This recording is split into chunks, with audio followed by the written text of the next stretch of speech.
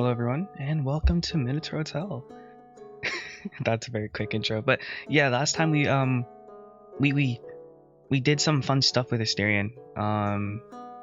Very enthusiastic right there. But yeah, we kissed him. I have no idea what's going on in their dynamic actually. It's like as if they get close and they get far. But like, actually, that's not what it is. They always like it's officially unofficial, I think, or whatever. I forget. So let's get to it. A velvety silence blankets the hotel's hallways, interrupted by only a sweet-sounding song of hooves. Their beat is long and lazy, the gentle back and forth and back of foamy waves kissing sandy beaches. But each note is interspersed with a flicking of the ears, a swaying of the tail, full lungfuls of air drawn in and out, and some lingering grumbles of memory. The darling lumbers through these familiar passages, but how odd it feels. His surroundings somehow smaller and cramped, although it may only be this step-wide back splayed out in old glory. Through gritted teeth he mutters words he cannot appreciate. What have I done? An hour or so, long enough for the rosy half-light from the windows to fade into Satan dusk, has passed since he has last seen his master, his partner, his... The lordly man has left his secret home in the hotel's heart, wishing to ensure the preparations for that night's celebration were on track. He wanted everything to be perfect for their announcement, though truth of their co-ownership branded over the ancient falsehood of servitude with their festive rite. All for the Minotaur, for his best friend, for his oh. How the sweet burning fire consumed Asterian's very being at that thought. However, when he'd been invited along to check in the friends they employed, and the guests they welcomed, and to make sure all would be as it should, Asterian had demurred. Demurred? Again, the hummingbirds had played across the back of his neck, tugging upon each strand of fur. Again, the tremors had shaken him to his core. Again, he needed time to think and ruminate and allow himself to... With that same tender gentleness which had unlocked and cast aside the captive prince's chains, had given him that time gracious and generous. He would take care of these things, and when Asterion was ready, all the darling would need to do was to come down and join them. And so Asterion wanders, the hotel's hallways away from the commotion, thinking, ruminating, allowing himself to dream of what might come next. As I kissed Agathon, my soul swelled to my lips, where it hangs pitiful, hoping to leap across. I had never thought what I would. How soft his maneuvering left and right, up and down stairs, in and out. His legs feel fresh and just so right, as if the idea that they could end in anything but hooves is unthinkable. His eyes darted from marble floor to open doors, feel quicker and wiser. Colors so dear burst from his memories, the lilac of dawn, the fields covered in crimson poppies and saffron, his father's purple robes fluttering in the wind as Asterion drew the bow's string. The air cold and crisp on his wet nose, hooves half sunk into the foamy soil. The feathered arrow caressed between his right index and middle fingers as they bore the string's tension. His hands so unlike the rude things they are today, riddled with knots, with knotted knuckles and dried tendons, tearing apart at the seams. He had a semblance of grace once. Now the prince nurses these memories, but cannot stop himself from asking, "What have I done?" Those words, however, come in a voice both well-known and unfamiliar. Well-known, it's a grave ringing that has been heard before, the syllables themselves feeling as though rolled out of his own mouth. but unfamiliar they are dulled, drowned out, or perhaps a numbness that has taken over his senses. What have I done? He stops, with eyes wide open as he touches the shame, so disciplined and dedicated to never allowing of him a moment of mercy. All good men have this thing. It seldom goes silent. No sacrifice or trial is great enough to shut it out. If it cannot be silenced, however, in this moment of clarity, Asterion realizes one might as well deafen himself to it. Let it speak to itself, and only to itself, and so the prince chooses to give himself mercy. He breathes in, choosing freedom. He hungers for colors now, for fresh air to ease his thoughts, and room enough to see the sky, room enough to dream. Without a second thought, he goes outside.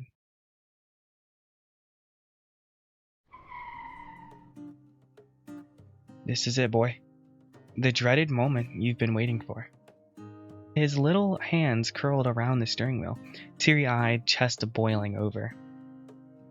And the faithful companion, his mind riddled with all sorts of questions about fathers, and a terrible sinking feeling that something is wrong all the way down to the depths of his world. Wrong on each and every layer of rock and earth, except for maybe an inch-thin slice of rightfulness there at the surface. The peacock unlocks the car's doors, but neither he nor his charge move. The panoptis swallows the knot in his throat and ponders the value of his words, the shame and cringe of baring one's heart, and what benefit it may bring to another. His father had always been scarce with praise and affection.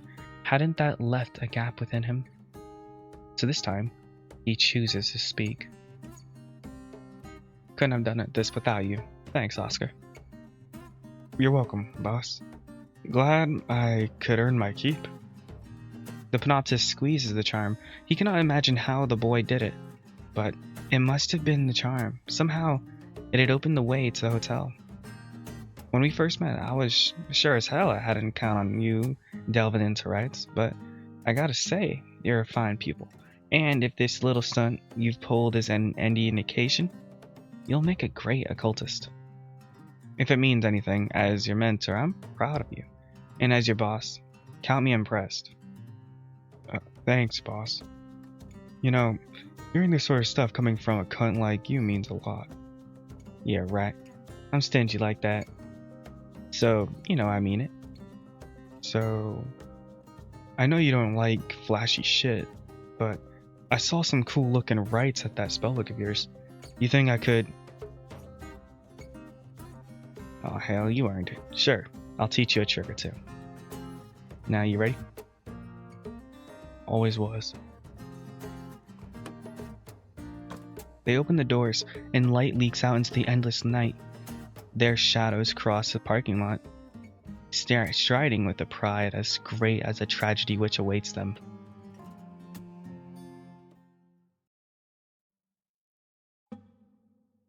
Asterion, meanwhile, takes a stroll in the front of the hotel, surrounded by the labyrinth's infinite realm. His mind is taken up by the contemplation about time, change, and his place in this world. Even the desert, his captor for now, is broken up into a nightscape of harmless near beauty. Satan darkness far above, a horizon sliced by the jagged mountains into starlit lapis lazuli, and a wind which howls like the meandering song. His mind is clear and perfect, like seawater cupped in one's hands, every crease of the palm, half-healed scar, and grain of sand is made fresh as a newborn's first sight. The princess hugs himself, and every unruly calf trotting wild in his chest. He checks their hooves for wounds, teeth for rot, fur for naked patches. Each fear has a name and temperament of its own, and a song which soothes it and it alone. Does he fear? By the 12, yes. But what bravery and wisdom is in the princess tonight. as every flash of trauma is gathered down to its resting place. Asterion, judgment, and acquittal, mute of many words, pacified and spangled-minded, who has heard gentleness and learnt from the roughness, learned from in roughness, abandoned and dearly beloved. He knows it, good Lord, and if fear threatens to take him, a breath of humanity fills his chest and emboldens him. He breathes in and looks up to the stars. And there, up above, do his eyes to see them? A white vulture. He hears, oh my god. A white vulture, just like when he was young during that night. He hears footsteps, filled with such trained grace and purpose as they make their way into the hotel. When the prince looks to the door, he only catches a glimpse of what seems to be feathers making their way in. He rises to follow, to act as both witness and welcoming host, but another sound from behind him transfixes him. Like the ringing of one's voice returning in echoes from the depths of the old hotel, like another man's heartbeat compared to his own. So familiar and yet irrevocably strange, the off-tempo melody of hooves dancing to a lopsided rhythm.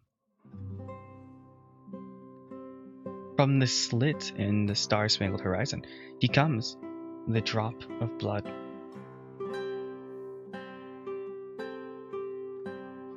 Their eyes meet each other's horns, bullish noses, sweet-sounding hooves. The two draw their breaths between them, and there is only one silence and inadequacy, as if they stood by an elder on their deathbed. That shame of being present during one another's final moment. Nothing one can do. Okay, we're gonna do that again. The shame of being present during another's final moment. Nothing one may do can never be enough, and one's limbs always feel wrong and misplaced. All thoughts are shameful. No one is ever inadequate in moments like this. Oscar takes a step forward. His hands yearn to reach out, but he keeps them locked into fists at his sides. As for Asterion, 1,000 fears and doubts he conquered today, but at a glance, this one is too much. So they are left there, transfixed. At least they can admire each other's horns, and is that a warmth growing within their chest?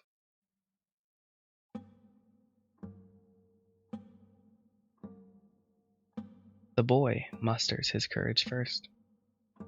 Aye. But as soon as his words leave his lips, he already regrets it. What a mediocre introduction, so unlike all the times he dreamed of it this moment. He tries again, this time with a dash of pomp. Greetings, sir. The prince hugs a lyre that isn't there. The boy takes a step back. The two draw their breaths. Hello.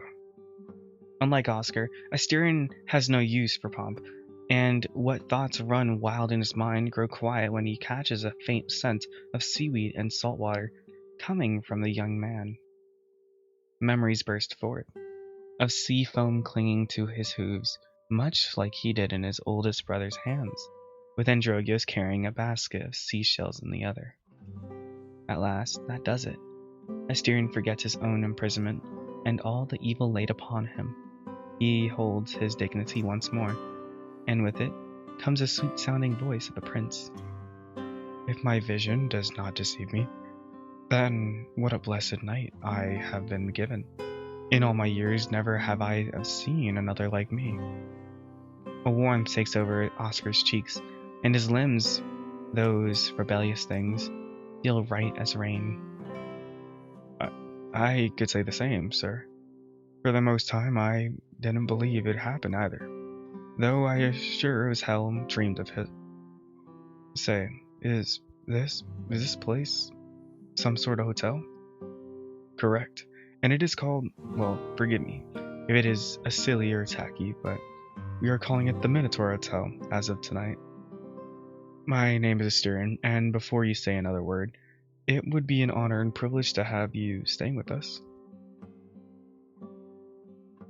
That's mighty kind of you, sir. Kinder by far than what I'd expect of anyone, really. But I'm afraid I don't. Asterion smiles, almost laughs as the boy meanders down that avenue. Not once have I had the joy of meeting someone like me, so please forget money. How fitting it is tonight of all nights you arrive. I can only believe a god must have guided you here as a blessing. A godless life the boy has led tonight, however he believes. Again, sir, you're way too kind, but hell, you ain't even got my name. I feel so ashamed. My father always told me it was rude to ask questions before they had been given warmth of the hearth, a filling meal, and an invigorating bath. I'd better introduce myself then. I'm Oscar, and I come from the hinterlands, just a bit further to the west. Speaking of which, I feel so silly. A friend of mine spent so much time looking for this place back there.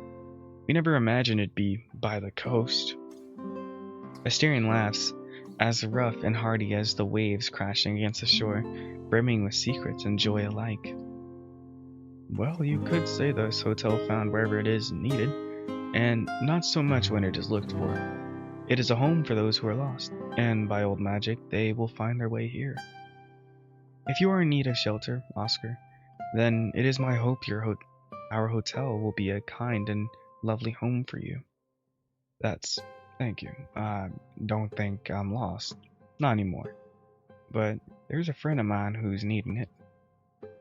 Pedro, he's the one who got me searching for this place. And where is he? I must welcome him, first as the hotel's host, and second in gratitude for bringing you here. He was in a real hurry. But when I saw you, I asked him to give me a minute or two, so he went on ahead. I wanted to talk to you, if I'm being honest. In this regard, I can certainly understand you, as the chance to meet another one of my kind has never presented itself. I, too, would like as many minutes of your time as you can spare. Hummingbirds peck on the back of Oscar's neck, but tonight, the sensation is not unwelcome. God, I was hoping there'd be a whole town of people like us here, but even one feels like a miracle. My buddy studies magic, you see, and he told me he'd never heard of people like us. For years, I thought I was the only one. Their smile lingers, shy and insignificant, in this unending desert, but their expression turns lucid as each one examines the implications of the other's genealogy. You didn't know your parents, sir? It stops his breath, a pang within Asterian's chest, sharp as any knife or spearhead, as he ponders what this man must have gone through, if that is his first assumption. It would be easiest to tell the usual fake story, that he was born and raised in the hotel by a family of Minotaurs long gone. That lie has always led in a lure he couldn't resist. But he cannot, not to this man. I knew my parents, but they were not like me. I grew up surrounded by humans. And sir, sorry, but if they were humans, then how do you... Asterian's mouth goes dry. Oscar's teary eyes had washed away the thoughts of lying to him, but neither could he tell the whole truth. Even without knowing much of this boy's past, from what little he has shown, the princess already fears it. It would destroy him. It was because of a curse thrown on my mother, due to something my father did. That's how I came to be the way I am. What about you? Did you know your family? I know my mom, but never told my dad. She didn't want to tell me much about what he was like, but she always swore he wasn't a beast. I see. That is good. Yeah, and my friend and I have been looking for this place for so long. Even now, I'm having a hard time believing we found it. We found you. You were looking for me? Yeah, for weeks now. For the longest time, another Minotaur, right? I thought you'd be just like the legend, living in the labyrinth and eating people. But I just show up and you tell me to come right on in. Didn't even think twice about it. I can count, on one hand, the number of people who treated me decently. You know that? I didn't know what to expect, but I'm glad you know. The hopeful lilt in the boy's voice and the glimmer in his eyes, it sends ice-cold sweat pouring down his Styrian's back as he first clenches around his heart. Young Bull has become at once more elated and more nervous with each passing exchange with who he has found, who he thinks he has finally found. Oscar shifts from one hoof to hoof, caught between the surging forward and pulling back, caught between voicing the thoughts that gallop within his mind and allowing the silence to grow stagnant. A half-quarter syllable crawls up his throat more, then a handful of times before he can steel his nerves. Are you my dad? My mom's called Valeria. Dark hair, brown eyes, copper skin. Valeria? She's from the hinterlands, drowned to Purr. Before I was born, she used to work at an inn, the town's biggest. She used to be beautiful. She's about 1.5 meters tall. Back when she kept her hair in a bun, she worked as a maid, and during the weekend, she'd sing to the guests. She was beautiful, and could make anyone laugh, and sometimes she'd cook fish from the north when her dad came by.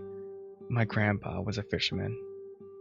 She had a comb made from a tortoise shell, and when she made a dress from seashells her mom got her, she swore she wore it when she sang to the guests. Valeria is her name, but people back then used to call her Val. And she was kind and sweet, and does any of that... I am sorry. I've never been to Drown to Purr. I am not able to leave this place, Oscar. It has been a long time since I've been outside of here. Then, maybe she came here. I'm 21 years old, so maybe... The hotel and all its surrounding lands have been abandoned for many decades. It was only recently that people from outside started appearing again. I've been living alone for all that time. No one else has been here for far longer than 21 years. The glimmer dies, snuffed out like a candle's flame, and the lilt has dropped the boy's voice, leaving it bleak as the desert around him. Oh, I am sorry. What an apology. What regret. What redress can be adequate for dashing a young man's hopes? Your mother sounds like a very nice person. I'm told she used to be, but she changed. I don't get along too well with her, or with any of the people from my hometown either. Until like a few weeks ago, I didn't even know about charms. It was my friend, the one I came here with, who made one for me. For my whole life before then, everyone's treating me like some kind of monster. God damn. I don't know what I was expecting. Damn it. Those horns and bovine features, as though his reflection had stepped right out of the mirror to converse with him. And that word, monster, along with many similar epithets, tastes so bitterly familiar upon his own tongue. And yet, what blasphemy it is to even think of those names placed upon this boy, dewy-eyed and forlorn. The prince thinks of this masterful lord of this kingdom, and that man's unshakable, extinguishable belief in the bowl of Minos' humanity. I was treated like a monster too, Oscar, but I am not one, and neither are you. I knew my father, but that spared me not from tragedy. In fact, much of what I went through was because of him. Our circumstances may be different, but I feel your pain. Were you not of my kind, you would still have my sincerest condolences, but knowing that you and I are... It pains me twofold. I am sorry that I cannot be your father, but are we not kin regardless? I know these are mere words, and that words alone ought to have little value, but I have never met another Minotaur before, and I cannot let this opportunity pass. I said it before that it would be a privilege to have you as our guest, and now, more than ever, I must say it again. Would you be willing to sit at our table and share a meal? May I give you a roof and a bed, and introduce you all the fine people we have with us tonight? May I get to know you? May I do whatever I can to make up for what you've been through? Shelter, a warm place to rest his head, food and company shared in abundance. All the things necessary for a life to thrive. All the things he has gone without for so long. Oscar cannot keep the thrashing of his ears and tail in check. The calf within his chest converts in a joy at the very idea. All the things necessary. Oh my god, what happened? And that it would be shared with this man who looks so much like him, not his father, but kin regardless. It is far better than any dream he has ever had of this night, of this encounter, rubbing and pinching the charm in his ear to keep the pecking hummingbirds at bay. That blessed charm which has allowed all this to come to pass. Oscar opened his mouth to bellow out an eager yes. And the word catches in his throat. This so anticipated meeting with this other Minotaur is not his only purpose for being here. Mr. Historian, sir, that sounds better than anything, but first, I gotta tell you something. My friend, the one who brought me here, he's a mythical too, and his grandpa used to work here. So I don't know the details, but his gramps left him something here, and he's looking for it. It is very important for him, like you wouldn't believe. How long did the prince think, and wonder and fear he sat in the cold room's darkness? Those old employees, those who could have called his friends, cast from the home they'd made, from what Clement's madness had made once more into his prison. And now this night has brought to him not only his other Minotaur, but an echo from that dim and distant past as well. Your friend is related to someone who worked here? Yes. What was his name? Can you tell me? I don't know the whole story, but his gramps went by the name P. Just a letter, but that was a long time ago. Before World War II, I reckon.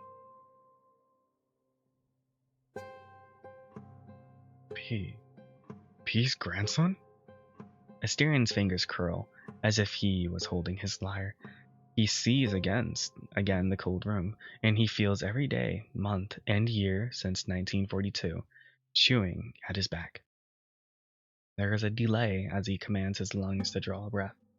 Itched and knotted, almost a wheeze, while the faces of 100 employees flash through his galloping mind.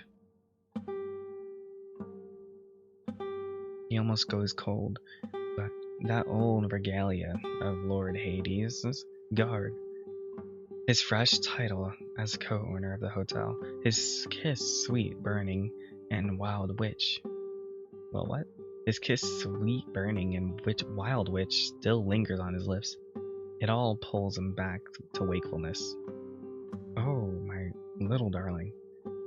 You were made strong to bear the yoke. He's grandson. You know him?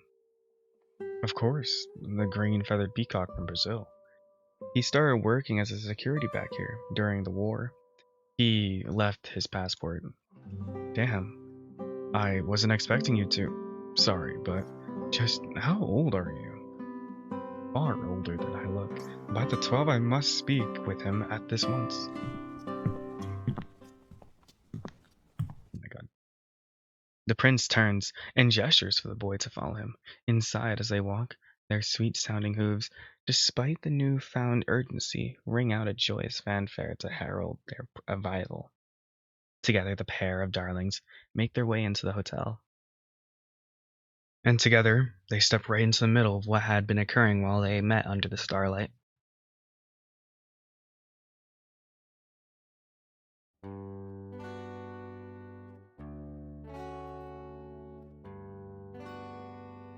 The old stories, good master, have a habit of repeating themselves. Forever and ever, fractals growing inwards, accumulating deformities over the centuries, but never once But never one deleterious enough to put an end to their stagnancy. Deleterious.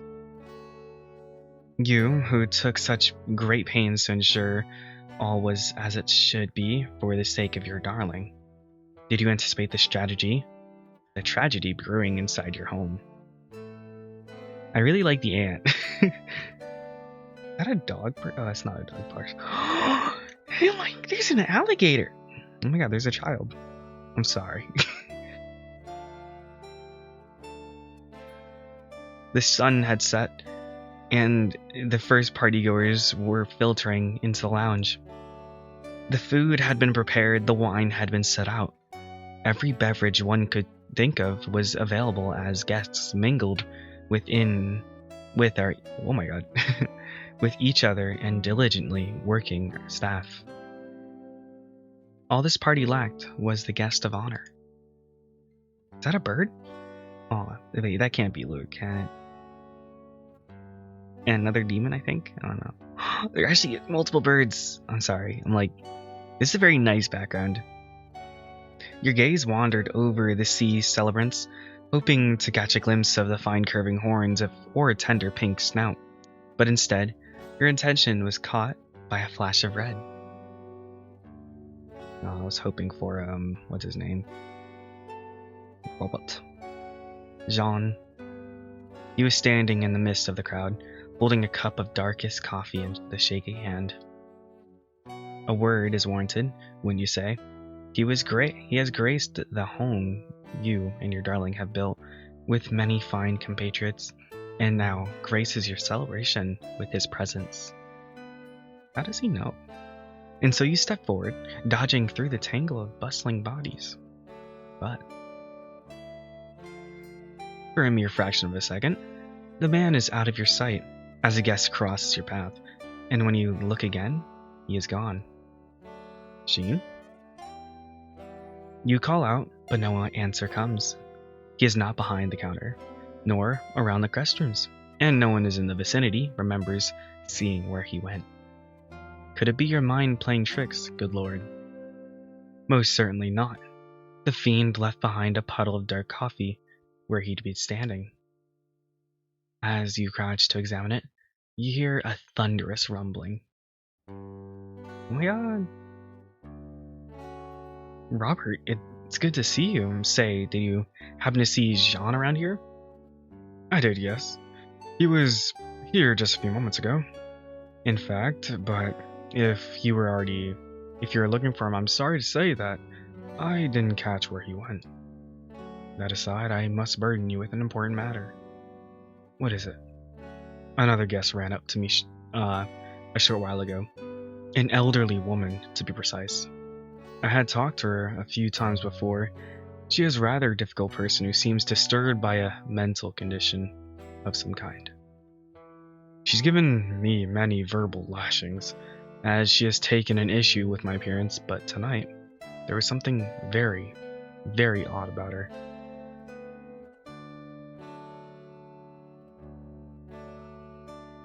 When she ran up to me just now, she was crying because she saw a snake inside the hotel. You mean like a garden snake or something? That is odd. There shouldn't be any animals in the hotel. No, she described as a snake man slithering around and skulking around the hallways. Does the hotel happen to have a guest fitting that description? There is someone, but no, he's not a guest.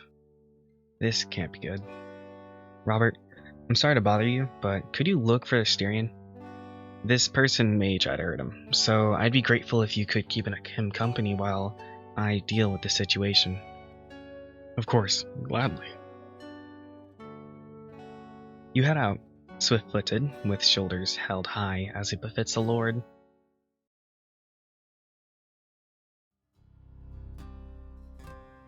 Meanwhile, Panoptus sneaks like the proverbial thief in the night into the hotel. Why don't you just walk around like you could? Actually, no, he doesn't know. Never mind. The endless hallway, marble floors, all the way to the death of the universe. The peacock had seen the empty reception and crowded lounge. His civility may have pushed him to introduce himself, but his visions had already taught him the way. In his dreams, the grubby lizard had carried him all around the hotel, down corridors, large and small, into and out of kitchens and bedrooms, through doorways and cabinets, and that temple underground as well.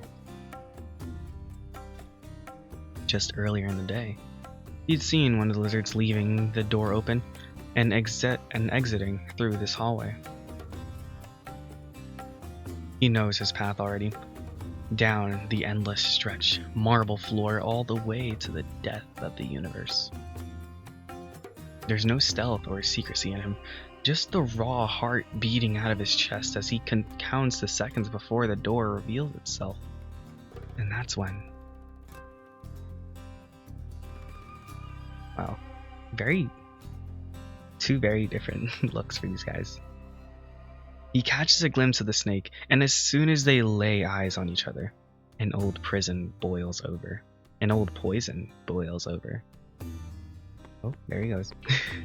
Something within the bird, an old tale of revenge built into his kind, drives bile into his throat. It reminds him how easy and right it is to stomp a serpent's windpipe. And the serpent, meanwhile, is taken over by the instinctual fear of those terrifying birds. Leaping and covering all light with their feathers, talons outstretched and stained by dry blood. The snake must hide, so he throws himself down a bifurcation. And while the peacock must hunt, there is enough sense in him to focus on his task.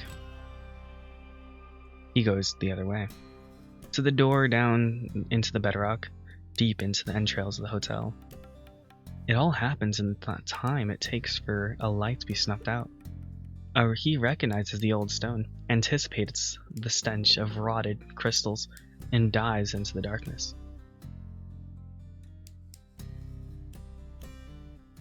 He sees it, sees himself coming down the hallway, and there it is, his inheritance. Wait, so these are peas feathers in here, or... Okay, or his grandpa's, because how can he see through them if they're not, I would guess that they're his grandpa's, but they could be his if he's seeing through them. What a simple thing. His fingers brush it, still sturdy, even after many years in the desert. Sitting almost politely in this Stygian depth, happily replaced into its vase by the small reptile who had once wanted to hoard it. The Panoptus could almost be grateful for the little bandit for returning it to its rightful place. He takes his inheritance and holds it close to his breast. Hello again, Grandpa. Okay, so what's his grandpa's? Can they just see through everyone's feathers?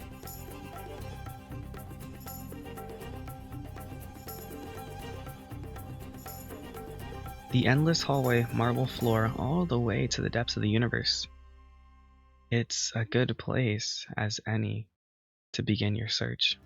Your gaze sweeps left to right, right to left, as you let the rhythm of your footsteps carry you. A thunderous scowl draws your brow downward. Once more, the trickster from the valley's bowels just has to show his face and ruin what should have been a perfectly good day. When you finally get your hands on him, you'll have to ask how he managed to sneak into the hotel and close that passage up nice and tight, too, as you did with the valley entrance. After tossing the snake out on whatever serves as his ass, of course. Wandering round and around the labyrinth of your own mind, distracted, if even briefly, from your search. You don't notice the figure popping out from another corner until it bumps right into you. Ah! I forgot to do Argos. As if your thoughts had summoned him from the aether, there he is. Argos Panoptus, the foreman of the labyrinth. Ah, master, how wonderful it is to see you on this auspicious day. Sorry to say, but the feeling isn't mutual. And I see your tongue is just as sharp as ever, I must say. Over the course of our time together, I've almost found myself looking forward to its lashings. What are you doing here? How did you even manage to slither in with the valley's doors locked? The snake gazes about, eyes tracing along the trimmings of the wall fixtures. He wasn't even listening. He scoffs, unimpressed. So this is the hotel that bull of yours holds so dear. How quaint. Though I suppose as a human, would consider it an improvement from the cave down below. If you allow me, however, I can think of a few alterations you and the Hafer could make to this place. Oh, for instance, his blood would provide a striking bit of color upon these walls. Don't you agree? If you allow me, I don't need decoration advice from you. Thank you very much. More's the pity. He huffs, a petulant frown on his face, and then takes another look around while tapping his tail tip on the tile floor. And where is the prisoner? The way you speak of him, I was expecting he'd be at your heel all the time up here. None of your business? Aren't you getting anywhere near? You aren't getting anywhere near him. Now get out. How rude. So much for hospitality, I suppose.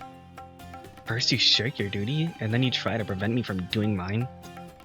You spoil the bowl with all this kindness undeserved, spit on the god's decree, and offer the only scorn and spite to your most loyal servant.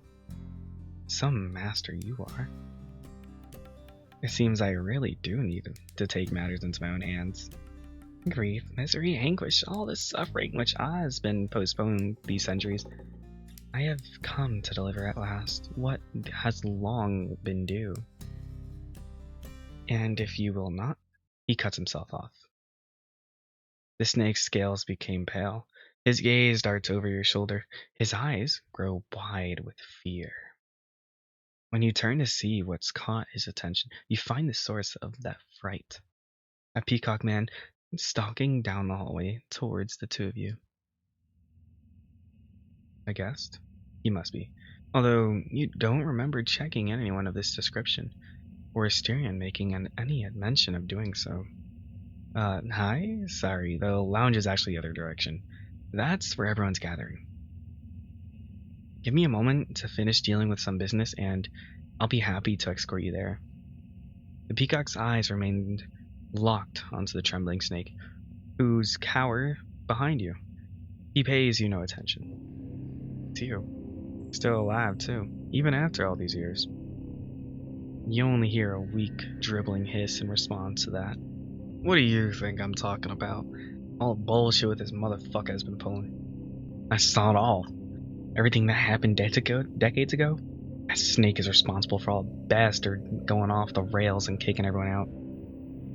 This previous owner, a grieving untreated schizophrenic, stopped right in the middle of the whole world of magic, and you pushed him over the edge. Abandoned by his family, heck, got half his fingers frozen off in the winter.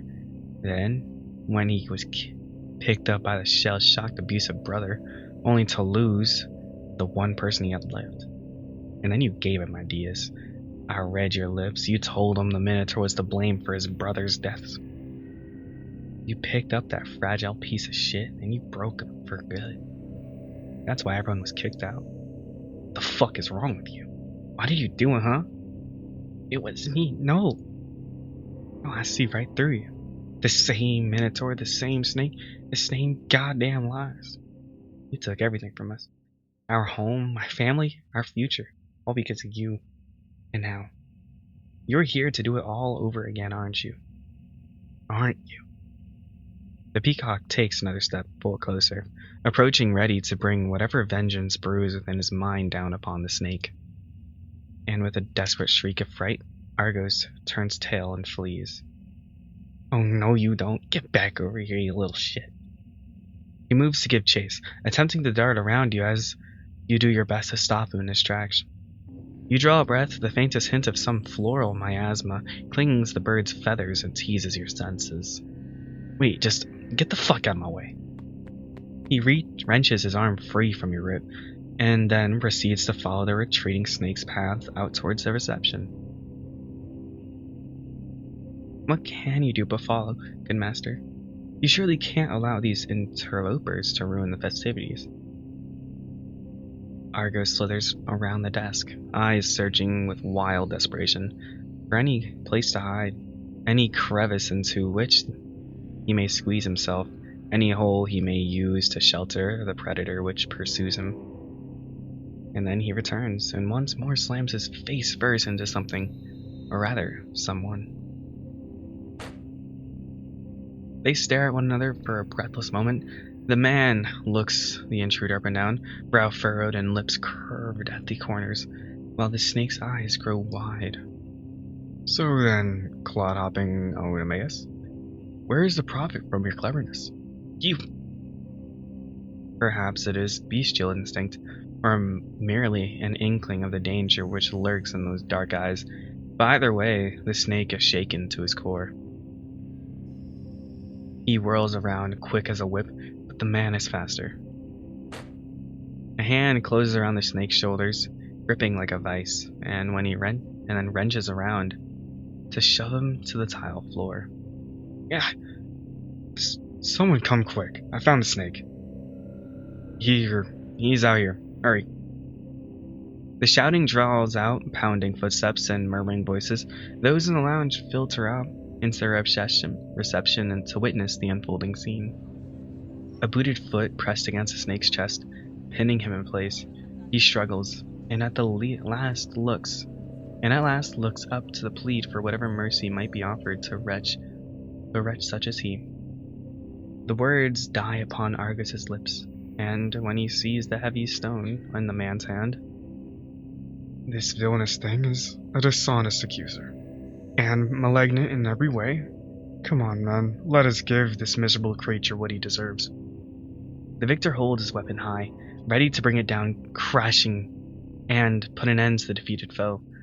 The intruder cowers, lifting his arms in a vain attempt to ward off a fatal blow. At last, the watching crowd's confusion bursts into cries and yells. Such as the tableau? Bureau? Okay, tableau? Whatever. Upon which you and the peacock intrude when it is last you reach your destination. Argos? Jean? Attention of Argos and Jean, of the watching guests, falls upon you. The crowd buzzes. The snake groans like a wounded beast. The man smiles almost beatific. There you are. Look, I caught the little rascal who's been giving you so much trouble. No need to thank me. I'm happy to help.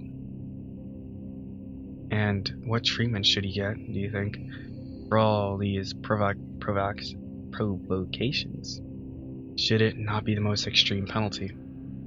Come, let's... With the assailant distracted, Argos seizes the chance to attempt another escape. His tail lifts to try and coil around the man's neck, but Jean's smallest swat carries such force that it smashes the scaly length back to the ground. His hands claw and scrabble at the man's leg, but the grievous weight of Jean's boot stays firm upon the writhing snake. A razor-sharp edge escapes his mouth, but not even that achieves any effect. "My lord, please, have mercy." You draw a breath. Your senses are overtaken by tyrannical, overwhelming smell of flowers. The scent of withering lilies, or perhaps roses as they live well past their prime, or of decay just before it turns to rot. Good, sweet-scented lord, the time of justice is at hand. Tonight, you stand as judge for the snake, the instrument of the gods and their accomplices, this infamous endeavor. He put on the pelt and spread his venom. He tried to terrorize the sweet-sounding darling. Your charge, and now? What is your verdict, good lord? I don't know. Should we kill him? I'm not really. I mean, like, I'll do what I would do. Sentence him, but you fill your lungs to the brim with that cloying, stale stench, already anticipating the dark red on the marble floor, like a carpet of poppy. I don't know why did I pick this? There's witnesses. Okay. You fill your lungs to the brim with that cloying, stale stench, already anticipating the dark red on the marble floor, like a carpet of poppy petals as a flower droops and releases its final glory to the world. Red upon the stark white, a striking bit of color indeed. Jean raises the stone in acquiescence to your justice. But then, his eyes drift towards the point, just over your shoulder, and the smell of decaying flowers becomes like an oil sticking to your throat. The man's blood-curdling gaze is aimed at the peacock. A shudder rocks through him, and when he speaks, it's in a different voice from the one you've heard so far, light and airy, and yet sharp as this blade against the listener's throat. It's you, still alive too, even after all these years. Jean lifts his free hand towards the target of his ire, clenching it into a white-knuckled fist around the empty air, and every god-forsaken shard of chaos and humanity in the peacock's soul boils. His throat closes in a pained wheeze, as though that had... I blame my coworker for getting me sick.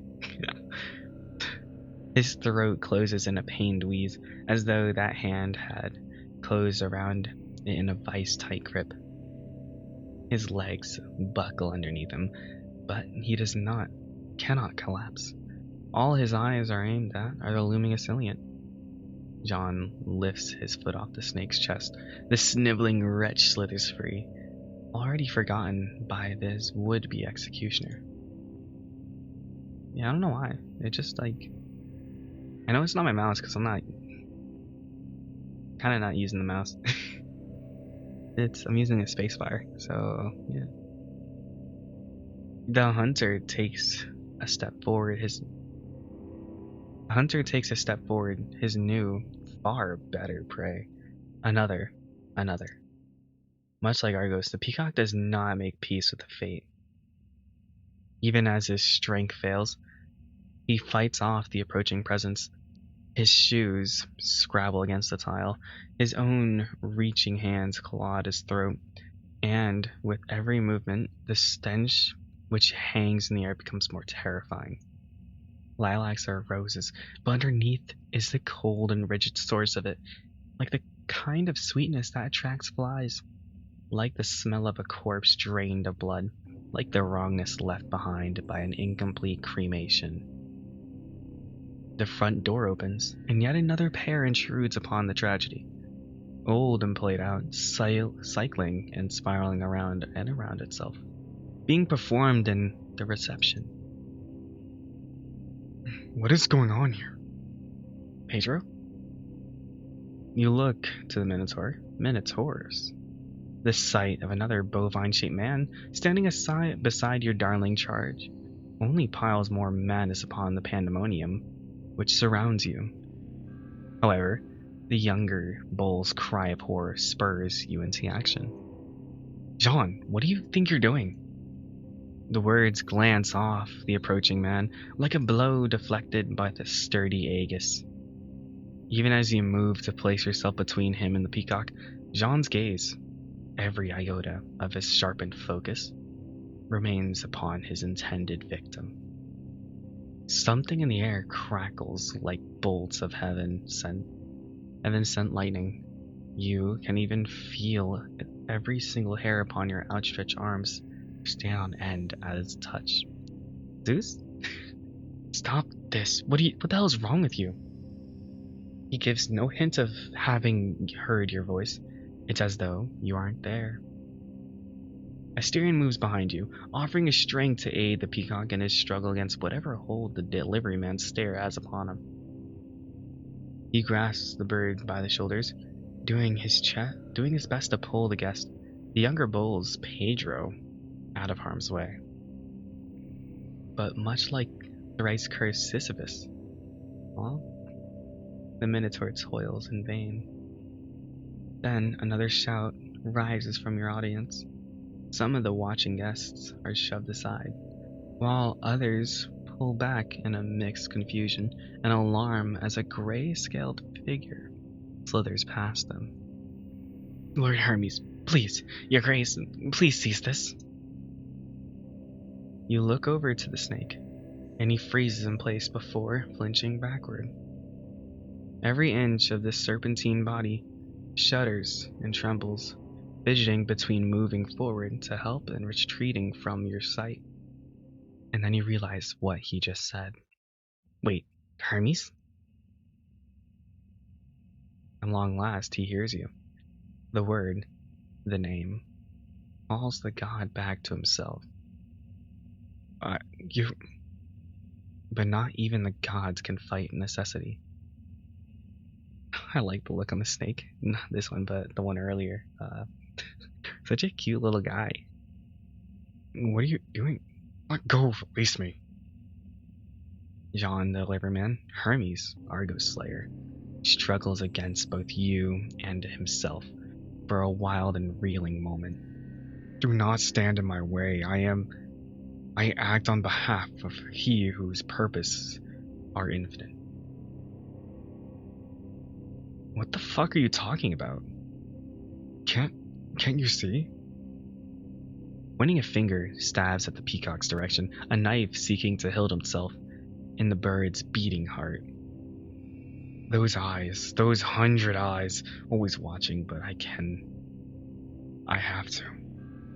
Footsteps clopping on the tile behind you, a large, strong, steadying hand upon your back, the rumble of a sweet-sounding voice just above and behind your shoulder. Sir, I ask that you settle down. Flat, even casual in tone. You are intimidating the others. I know not what you have with this snake or this newcomer, but surely it can be resolved without violence. No, it must be done. Mr. Jean-Marie Clement, I am mandated by the laws of this realm to use force if you continue to threatening the safety of our guests. I commanded you to settle down and apologize. Again, you receive a vivid reminder of what your darling was once a proud god's beloved prince. Hermes at last turns his gaze towards Asterion. However, it is not the starry-eyed Minotaur he sees. Just what are you talking about? You may not have 100 eyes, but can you not see? I'm trying to free you from your captivity. This man is delirious. We must take him to infirmary. Hold on just a moment. Argos, is this man really Hermes? You turn to fix the snake with an impatient stare, and in the crucial few seconds of his hesitation to answer, the apparent god breaks free of your hold. He releases a primal cry, filled with a surging lust for the peacock's blood, and rushes with a weapon held high to finally put an end to his fated foe. You barely are able to follow what happens next. In the blink of an eye, Asterion is beside the frenzied aggressor, fist pulled back and ready to strike, and then, following a rough thud, Hermes is splayed out in a groaning heap on the ground. There. Know that I did not wish to do that, Mr. Jean, but I am bound to do all I can to protect the hotel's guests, even from one of their own number. The pained, humiliated, defeated god stares up at the victorious bull with still clouded eyes. Ayo, I'm just trying to help. And then silence. With that, the one last woozy murmur. He slips into a merciful unconsciousness. Well, that ball just dropped. The curtain falls and the tragedy becomes to its bitter conclusion. A deep breath, good master. Gather yourself. Salvage what you can from the mess that has been made of your celebration.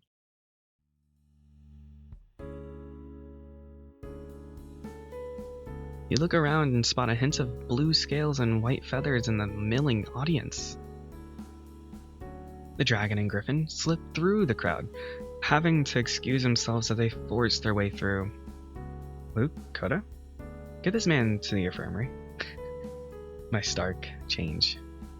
Luke, stay with him while Coda returns to the lounge. We can't leave the guests unattended for too long. At once.